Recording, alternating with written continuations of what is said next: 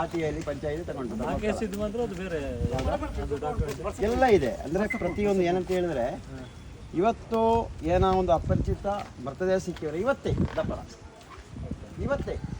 ಅದರಲ್ಲಿ ದೊಡ್ಡ ವಿಷಯ ಅಂತ ಹೇಳಿ ನಿಮಗೆ ತೋರಿಸ್ತೀನಿ ಅಲ್ಲ, ನಾವು P D F ಹಾಕಿರ್ಬೋದು.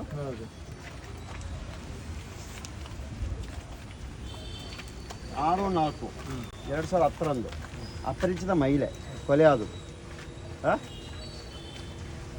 302, 201 ಸಾಕ್ಷಿನಾಶ, murder, IPC. ಅವತ್ತೇ 6/4 ಧರ್ಮಸ್ಥಳ ಪಂಚಾಯತ್. ಇದು ಬೆಳ್ತಂಗಾಡಿ ಸರ್ಕಾರಿ ಆಸ್ಪತ್ರೆ ಬಂದಿರೋದು. ತಿರುಗಿ ನಾವು ತಿರುಗಿ ಏನಕ್ಕೋಸ್ಕರ ಧರ್ಮಸ್ಥಳಕ್ಕೆ ಹೋಗ್ತಾರೋ ಕೇಳ್ತಾ ಇರೋದು ಅನ್ನೋದು ಪ್ರಶ್ನೆ ಅಷ್ಟೇ. ಅದಕ್ಕೆ ಉತ್ತರ ಬೇಕು. ಮತ್ತು ಇವಾಗ ಇಂಥ ಒಂದು ಕೊಲೆ ಪ್ರಕರಣ ಆಗುವಾಗ ಸಾಕ್ಷಿನಾಶ ಅಂತ ಯಾವ ಥರ ಕೊಟ್ಟಿರೋದು ಇವರು? ಹೌದು ತಾನೇ? ಸಾಕ್ಷಿನಾಶ ಹಂಗಾರೆ ಯಾರು ಮಾಡಿರೋದು? ಏನು ಮಾಡಿದ್ದಾರೆ?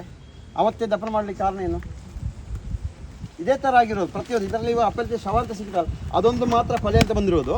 ಉಳಿದಂಗಾರೆ ಕೊಲೆ ಅಲ್ಲ ಅಂತ ಯಾವ ಆಧಾರ ಮೇಲೆ ಹೇಳೋದು? ಯಾರಿದ್ದಾರೆ? ಸರ್ ಅದರಲ್ಲಿ ಸರ್ ಕಂಪ್ಲೇಂಟ್ ಯಾರು?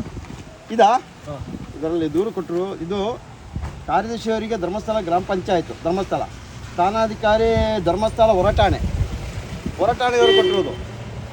ಯಾವುದೋ ಔಟ್ಪೋಸ್ಟಿಂದ ಕೊಟ್ಟಿರೋದು ಇದು ದಫನ ಮಾಡಲಿಕ್ಕೆ.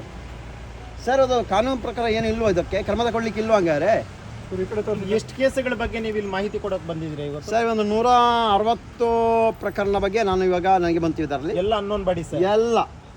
ಮತ್ತು ಇದು ಯಾವ ಆಧಾರ ಮೇಲೆ ತೆಗೆದಿದ್ದಾರೆ ಅಂತ ಹೇಳಿದರೆ, ಇದನ್ನು ಅವತ್ತು ಗ್ರಾಮ ಪಂಚಾಯತ್ ಉಪಾಧ್ಯಕ್ಷರು ಒಂದು ಇದು ಮಾಡಿದ್ದಾರೆ, ಪ್ರೆಸ್ ಮೀಟಿಂಗ್ ಮಾಡಿದ್ದಾರೆ. ಅವತ್ತು ಪ್ರೆಸ್ ಮೀಟಿಂಗ್ ಮಾಡಿ ಅವತ್ತಿಂದ ಇಂದಿನ ತನಕ ನಾವು ಪ್ರೆಸ್ ಮೀಟಿಂಗ್ ಮಾಡೋ ಡೇಟು ಇದೆ 9/7/2025. ಅವ್ರು ಹೇಳೋ ಪ್ರಕಾರ ನಾವು ತೆಗೆದಿರೋದು. ಅಲ್ಲ, ಇದು SIT ಅವ್ರು ಕೇಳಿದ್ರೆ ಅಥವಾ ನೀವು? SIT ನಾವೇ ಕೊಡಬೇಕಲ್ಲ ಸರ್. SIT ಕೇಳೋದಲ್ವ, ನಾವು ಕೊಡೋದು ನಮ್ಮ ಕರ್ತವ್ಯ, ಅದನ್ನು ನಾವು ಮಾಡಬೇಕು. SIT ಅವರು ಕೊಲೆ ಅಂತ ಆಗಿದೆ. ಅದು ಅದರಲ್ಲಿ ಇರೋದಕ್ಕೆ ನಾವು ಹೇಳ್ತಾ ಇದ್ದೀವಿ. ಇಲ್ಲ ಇದ್ರೆ ಉಳಿದದು ಅದರ ಇನ್ವೆಸ್ಟಿಗೇಷನ್ ಎಲ್ಲರಿಗೂ ಬಂದಿದೆ. ಈಗ ಯಾವ್ದು ಸರ್? ನೀವು 302 ಸೆಕ್ಷನ್ ಹಾಕಿದಾರಲ್ಲ, ಇನ್ವೆಸ್ಟಿಗೇಷನ್ ಎಲ್ಲರಿಗೂ ಬಂದಿದೆ. ಅದರದ ಅದು ನೋಡ್ಬೇಕು. ಇವಾಗ ಅದರಲ್ಲಿ ಇಲ್ಲಿ ಇವಾಗ ಯಾವುದೇ ಪತ್ರ ಇಲ್ಲ ಅಲ್ಲ. ಬಿ ರಿಪೋರ್ಟ್ ಏನೋ ಸಲ್ಲಿಕೆ ಅದಕ್ಕೆ ಆಗಿದೆಯಾ? ಅದಕ್ಕೆ ಇವಾಗ ಅದು 2010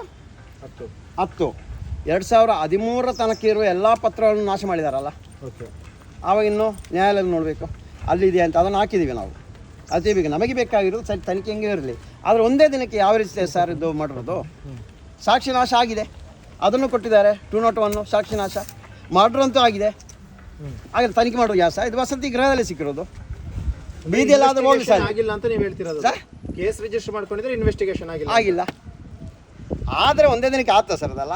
ಯಾರು ಬಾಡಿ ಅಂತ ಬೇಕು, ಯಾರಿಗೆ ಅವ್ರಿಗೆ ತಲುಪಿಸ್ಬೇಕು, ಅವ್ರು ತಾನೇ ಪಬ್ಲಿಸಿಟಿ ಮಾಡಬೇಕು. ಇದು ಯಾವುದು ಮಾಡ್ತಾ ಇಲ್ವಲ್ಲ. ಪತ್ರಿಕಾ ಪ್ರಕಟಣೆನೂ ಆಗಿಲ್ಲ, ಯಾವುದೂ ಇಲ್ಲ ಸರ್. ಇದು ಇಷ್ಟಿದೆ ಸರ್, 160 ಅಸಹ್ಯ ಸಾವು. ಇದರಲ್ಲಿ ಯಾವುದರೂ ಇಲ್ಲ ಸರ್. ನಾನು ಫೋಟೋ ಕೇಳಿದ್ದೀನಿ ಸರ್, ಇಲ್ಲ. ಏನೋ ಇದು ದಫನ ಮಾಡಿರೋ ಫೋಟೋ ಕೇಳಿದ್ದೀನಿ, ಅದೂ ಇಲ್ಲ ಸರ್. ಇವೆಲ್ಲ ಯಾವುದೂ ಇಲ್ಲ. ಫಸ್ಟ್ ಒಂದು ಪತ್ರಿಕೆ ವರ್ಷ ಮಾತ್ರ ಮಾಡಿದ್ದಾರೆ, ಎಲ್ಲ ನಮ್ಮ ಹತ್ರ ದಾಖಲಿದೆ ಅಂತ ಸರ್. ಅವರು ಕೇಳಿರುವ ಪಾಯಿಂಟಿಗೆ ನಾನು ಕೇಳಿರೋದು ವತಿಯಿಂದ ನಡೆಸಿದ ಪತ್ರಿಕಾಗೋಷ್ಠಿಯಲ್ಲಿ ಪಂಚಾಯತ್ ಉಪಾಧ್ಯಕ್ಷರು ಹೇಳಿರುವಂತೆ ತಮ್ಮ ಪಂಚಾಯತ್ ವ್ಯಾಪ್ತಿಯಲ್ಲಿ ಅನಾಥ ಶವಗಳ ದಫನ ಮಾಡುವ ವ್ಯಕ್ತಿಯ ಮಾನಸಿಕ ಸದೃಢತೆ ಇದೆ ಅಂತ ಹೇಳ್ತಾನೆ. ಅದರಲ್ಲಿ ಲೆಕ್ಕ ಕೊಡ್ಬೇಕು ತಾನೆ, ಹಾಸ್ಪಿಟಲ್ ವರದಿ ಕೊಡಬೇಕು. ಇದು ಯಾವುದೂ ಇಲ್ಲ, ಇದಿಲ್ಲ ಅಂತ ಕೊಟ್ಟಿದ್ದಾರೆ. ಅವ್ರು ಹೇಳಿದ್ರೆ ಕೇಳು, ನಾನು ಎಷ್ಟೇ ಕೇಳಿ, ನಾನು ಏನು ಹೇಳ್ತಾ ಇಲ್ಲ.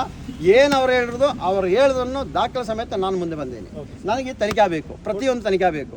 ಕೊಟ್ಬಿಡ್ತೀರಾ ಈಗ? ಇವಂತ ಬಂದು ಕೊಡ್ತೀವಿ. ಮತ್ತು ಇನ್ನೊಂದು ವಿಷಯ ನಾನು ಇನ್ನೊಂದು ಕೊಡ್ತಾ ಇದ್ದೀನಿ. ಇವಾಗ ನಿನ್ನೆ ನಮ್ಮ ಸಾಕ್ಷಿದಾರ ಈ ಹಿಂದೆನೇ ನೀವು ತಮ್ಮ ಮುಂದೆ ಎಲ್ಲರೂ ಹೇಳಿದೆ. ನಾನು ಒಬ್ಬನೇ ಅಲ್ಲ, ನಾನು ಯಾರೋ ಹೇಳಿದಕ್ಕೆ ಕೇಳಿ ಬಂದು ಏನೋ ದೂರು ಕೊಡ್ತಾ ಇಲ್ಲ. ನಾನು ನೋಡಿರೋದನ್ನು ಅದರೊಟ್ಟಿಗೆ ಇನ್ನು ಯಾರ್ಯಾರು ಇದ್ದರು ಆ ಒಂದು ಮಣ್ಣು ಮಾಡ್ತಾ ಇರುವಾಗ ಯಾರೆಲ್ಲ ಬಂದು ಹೋದರು, ಇವರೆಲ್ಲ ವರದಿ ಇದೆ ಅಂತ ಹೇಳಿದೆ. ಅದರ ಪ್ರಕಾರ ನಾನು ದೂರು ಕೊಟ್ಟಿರೋದು ಹೇಳಿದ್ದೀನಿ, ಸತ್ಯಾಸತ್ಯ ಘಟನೆ ಅಂತ ಹೇಳಿದ್ದೀನಿ. ಅದರ ಪ್ರಕಾರವಾಗಿ ನನ್ನ ಫಸ್ಟ್ ಹೇಳಿಕೆ ತಗೊಂಡ್ರು. ಹೇಳಿಕೆ ಪ್ರಕಾರವಾಗಿ ಅವರು ಅದನ್ನೆಲ್ಲ ತಗೊಂಡ ನಂತರ ಯಾರು ಸಾಕ್ಷಿದಾರ ಅವರನ್ನು ಕರೆಸಿದ್ರು, ಅವರ ಮನೆಗೆಲ್ಲ ಹೋಗಿ ಎಂಕ್ವೈರಿ ಮಾಡಿದ್ರು. ಆ ನಂತರ ಇವರನ್ನು ಕರೆಸಿ ಸ್ಟೇಟ್ಮೆಂಟ್ ಹೇಳಿಕೆಯನ್ನು ತಗೊಂಡ ನಂತರ ಅವರನ್ನೇ ಕರ್ಕೊಂಡೋಗಿ, ಅದು ಇಬ್ಬರು ಇದ್ದರು, ಒಬ್ಬೊಬ್ಬರನ್ನ ಕರ್ಕೊಂಡು ಹೋದರು. ಒಬ್ಬರನ್ನ ಫಸ್ಟೇ ಕರ್ಕೊಂಡು ಹೋಗಿ ಜಾಗ ತೋರಿಸಿದ್ರು. ಆ ನಂತರ ತಿರ್ಗಾ ಅವರ ಬಂದ ನಂತರ ಇನ್ನೊಬ್ಬರನ್ನ ಕರ್ಕೊಂಡೋಗಿ ಜಾಗ ತೋರಿಸಿದ್ರು. ಆ ನಂತರ ಇದೆಲ್ಲ ಆದ ಮೇಲೆ ನನ್ನನ್ನು ಕರ್ಕೊಂಡೋಗಿ ಸ್ಥಳ ಮಾಜರು ಮಾಡಿಸಿ ನಂತರ ಸ್ಟೇಟ್ಮೆಂಟ್ ತಗೊಂಡಿದ್ದಾರೆ. ಇನ್ನು ಇವಾಗ ಈಗ ನೀವು ತೋರಿಸಿದ ಸ್ಪಾಟ್ ಅಲ್ಲಿ ಮಣ್ಣು ತೆಗ್ದಿದಾರ ಇಲ್ವಾ ಸರ್? ಇಲ್ಲ, ಯಾವ್ದು ತೆಗೆದಿಲ್ಲ. ಏನಂತಿದಾರೆ ಆ ಸ್ಪಾಟ್? ನೀವು ಕೇಳಿದ್ರೆ ಯಾವಾಗ ತೆಗಿತೀರಾ ಏನು ಕತೆ? ಅದಕ್ಕೆ ನಾನು ಹೋಗ್ತಾ ಇದ್ದೀನಿ, ಇನ್ನು ಡಿಲೇ ಮಾಡಬಾರ್ದು, ಆದಷ್ಟು ಬೇಗ. ಇವಾಗ ಬೇರೆ ಬೇರೆ ಅಧಿಕಾರಿ ಎಲ್ಲ ಬಂದು ನೋಡಿದಾರಲ್ಲ, ಅದಕ್ಕೆ ಆದಷ್ಟು ಬೇಗ ತೆಗಿಬೇಕು, ಡಿಲೇ ಮಾಡಬಾರ್ದು. ಹೋಗಿ ಬಂದ್ಬಿಡಿ ಸರ್. ಅದಕ್ಕೋಸ್ಕರ ಹೋಗಿದ್ದೀನಿ ಸರ್. ಹೋಗಿ ಬರಲ್ಲ ಸರ್?